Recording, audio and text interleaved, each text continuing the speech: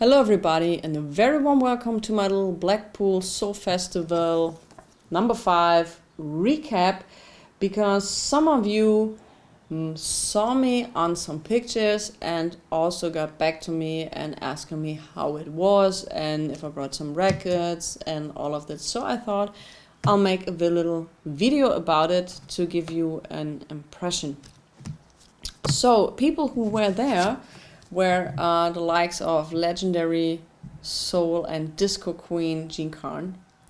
We had Betty Harris. That was my absolutely highlight, because I'm such a big fan of her, and it was I can't believe it how it was to finally meet her and see her live.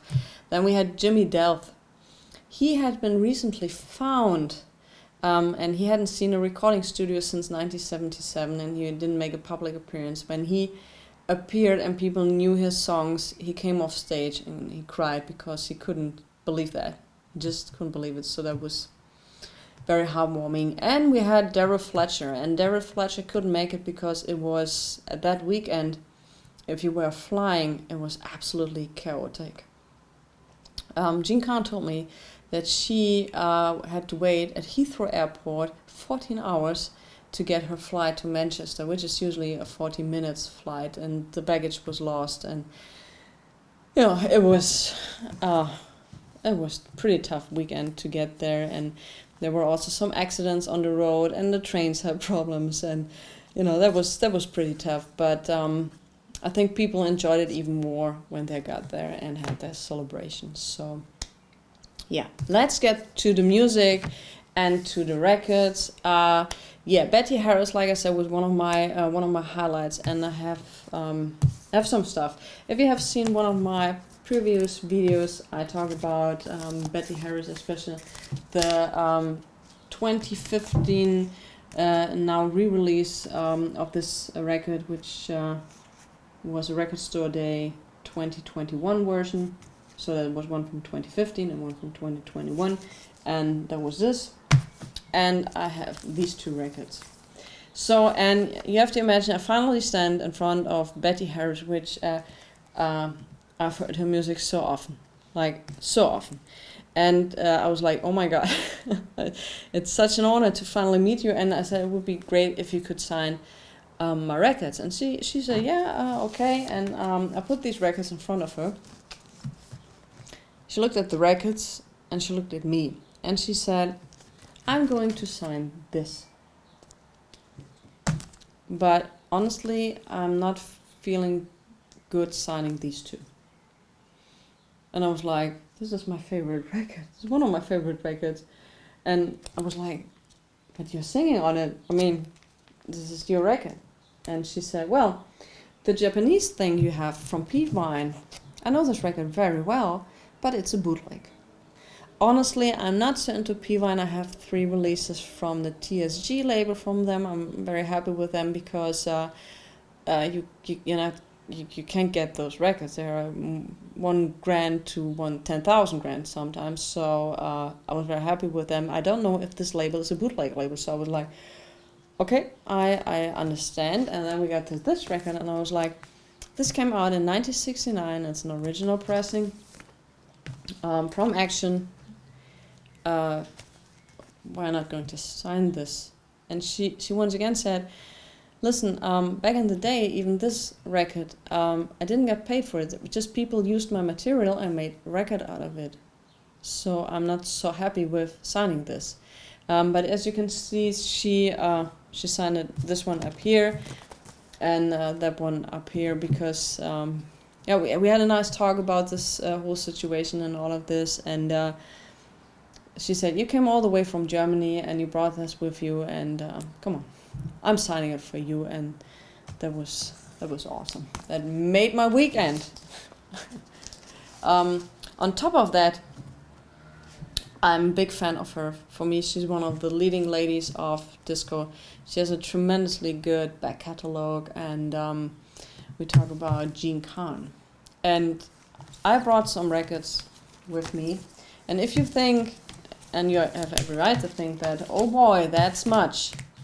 I've seen people who had books where you can put on 45s filled up with the music. And what can I say? I'm a big fan. And I told her so, and I said it would be great if she had the time to sign 1 or 2 records of these. And she looked at them and she can say, oh, you like my music, I can see that. And she signed each and every one of these records. And now I'm going to make some space. Concerning this record, I also wanted to mention that I don't know if it had anything to do with her appearing there or something, but the last time I checked that value of that record was for the last video was €100.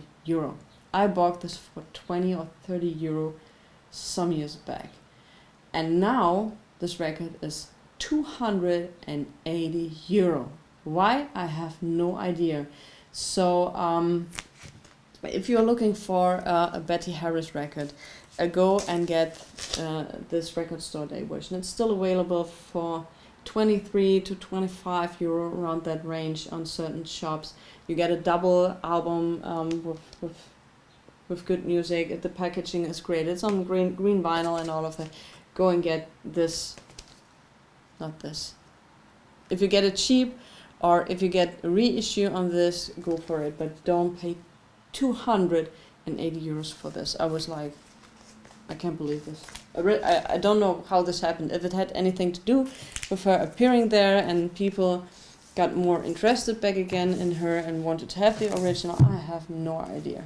Sometimes pricing on Discogs makes no sense to me, but that's a totally different story. So, Jean Khan, like I said, great back catalog. She signed this one from, when was it, 1981. Listen to it on Spotify. It's tremendously good. So this one she was signing 2 times because the black pen she used was smushing everything, and so I met her on the next day and she was kind enough to sign it with a different pen. And I might leave it that way or try to remove the black writing. I don't know. It makes it somehow unique. And Close on Her Clothes. Those were the ones I had, and she was so kind and friendly, and you know there was a huge line of people on Saturday and Sunday when they did the meet and greet. Unbelievable. All right. I mentioned some other artists like Eddie Holman. I've seen Eddie Holman 3 times, and I do get the impression the older he gets, the better he gets. How he hits those notes, and he sang live, 100% live, is absolutely unbelievable for me. So one of a few of his favorite tracks you can get on this 45, but not expensive. It's I Surrender, which was co-written by his wife, and She's Wanted. He also signed the label for me once again with this pen I hate. It is smushed, but I don't care. It's a great memory. You could also buy some reissues of 45 from all the artists who were appearing there. I bought for £12 Jean Khan. All right. Who was next? Daryl Fletcher was announced, but he was also a victim of the circumstances concerning airport chaos. He couldn't make the flight from Chicago to the United Kingdom. Totally impossible. So I had 2 singles of him. It was This Time and We've Got to Get an Understanding from Crossover. I like those very much. And I had Judgment Day and that sort of little something on the Groovy label. Jimmy Delth was kind of big surprise. Like, nobody knew where he was, if he was still alive, what he was up to, and he had some great songs recorded back in those days, but once again didn't get the acknowledgement he deserved. But anyway, it was unbelievable. Like, people were having all his records, and he was like, I just can't believe what's happening up here. So that was very sweet. And he signed some of my records, for example, Do You Know What I Mean? Here's the instrumental and the ordinary version. Then we have Almost, and I've Been Fooled Before, He's once again almost on it, and one of his signature songs, Don't Sign the Paper, Love, I Want You Back, and I Losing You. And here we have Feels Like, he signed it over the label, I'm sorry. Feels Like Summer's Coming on Atlantic, and Mrs. Percy, Please Have Mercy. You could also buy some merchandise stuff. When I'm there, the last time I was there was 2019. I always buy those patches. On 2019 it was Eddie Holman on the patch, and this year they had this is the back of the patch. They had Jean Khan on the patch, and yeah, she also signed that. She signed a lot of stuff in this weekend. So buying records at that festival, if you wanted to, you could have. I'm not so into 45s. If I would start this kind of hobby, I think I needed to be a millionaire, and I'm also find that 45s are not so appealing. I don't like, getting to the record player after 3 minutes, changing sides. But on the other hand, you get absolutely brilliant songs you have never heard of from groups you have never known they even existed. That's the other side, but for me personally, I'm not starting this. And I saw on this Holy Mall from some dealers, and they had records there starting from 300 to over $1,000.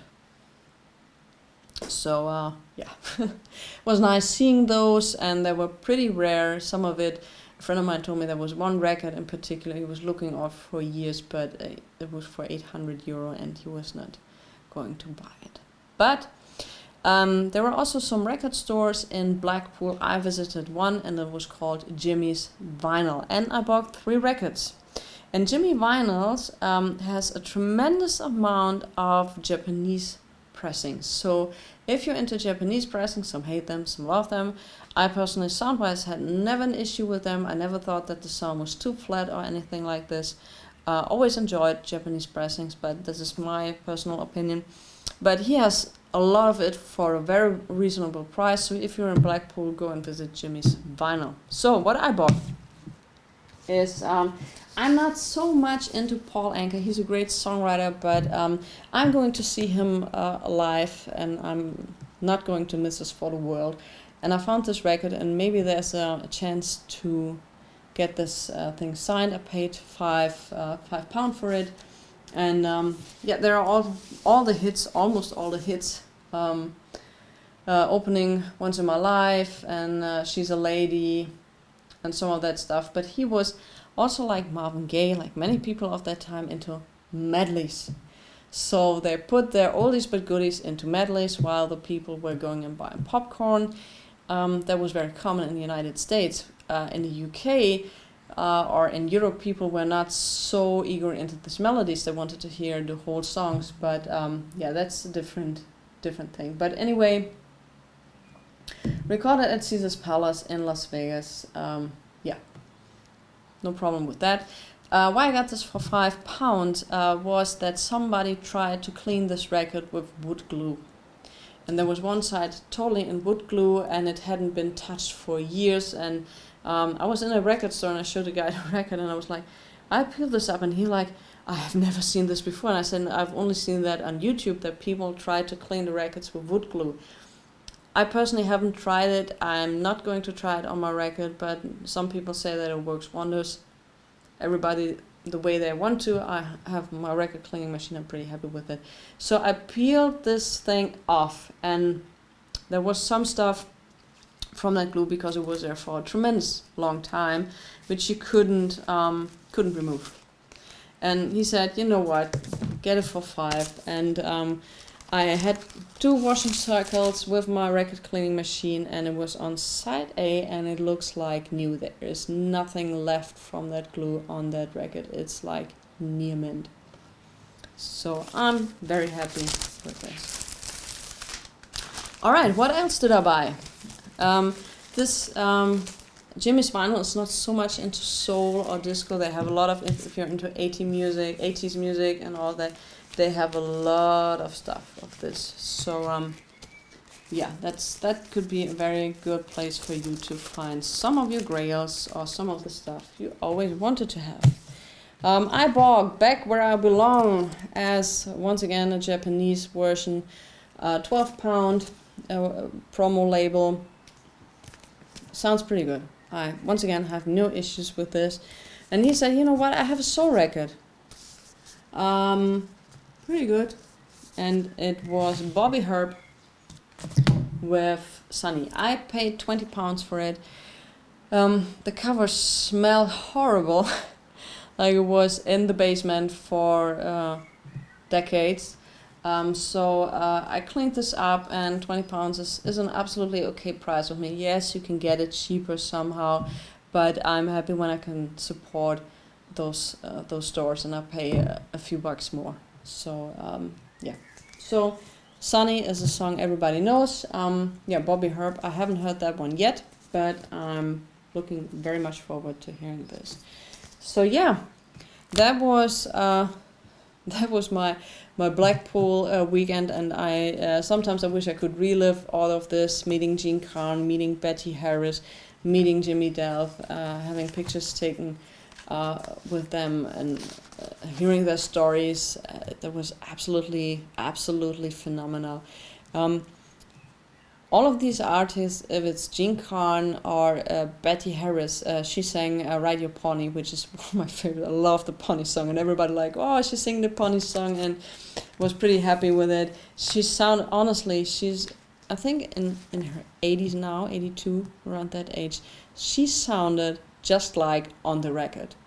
And also, she sang live, you know, you can, when you're near the stage, you can see that if somebody is doing a lip sync. So she was singing live, and it was tremendously well. All of the singers were unbelievably good. So that was really cool. So yeah, let's see what the Blackpool Soul Festival number 6 will bring up. I know that there is plans for it. You can also get tickets. I'm not sure if they are bringing artists this time, because it's getting more and more difficult getting the artists from the States to the UK, because a lot of traveling and all of that stuff involved, but we will see. Anyway, that was my little recap of this. I hope you enjoyed that. Thanks for watching. I'm wishing you guys all the best. Stay safe, stay healthy, listen to good music, and I'll see you next time.